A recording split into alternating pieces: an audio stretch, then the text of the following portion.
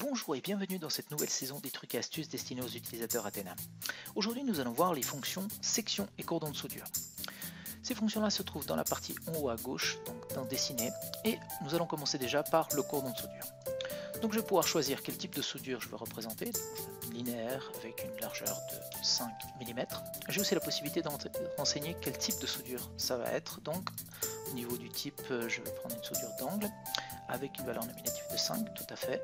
Et au lieu de prendre une normale, je vais prendre le choix de l'objet, et je valide, et je vais pouvoir sélectionner le contour extérieur de mon tube, je choisis quel côté je veux l'avoir, et automatiquement, elle est positionnée. Pour avoir plus d'informations, nous allons pouvoir la noter. Donc, je valide directement sur la soudure, il me reconnaît automatiquement la dimension, le type, ainsi que la longueur totale. Il me manquerait le type, le processus de soudage, donc on va prendre du 135 pour le mag, et je vais aussi renseigner par exemple pour dire que c'est une soudure périphérique.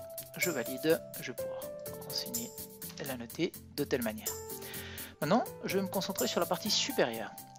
Donc je vais commencer déjà par insérer les sections de fil de soudure. Ici, je vais pouvoir prendre un élément, donc ça va être une soudure d'angle automatiquement. La largeur, j'avais pris du 5 mm, donc j'aurai un A de 3,54. Et aussi au niveau de la longueur, vu que c'est une section qui ne connaît pas automatiquement la longueur, je vais prendre les 242 mm comme ceci. Donc je valide, je positionne mon élément à cet endroit-là, je lui donne cette inclinaison.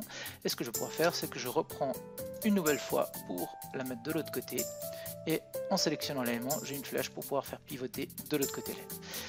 La soudure, maintenant, elle est positionnée au niveau de la section, mais j'aimerais aussi ajouter une soudure de longueur. Donc un petit cordon, nouvelle fois, je garde les mêmes propriétés que j'avais tout à l'heure, à part que je vais enlever le choix de l'objet, je vais prendre en normal, je vais tracer d'un point A à un point B sur la partie supérieure, et ma soudure est indiquée comme telle.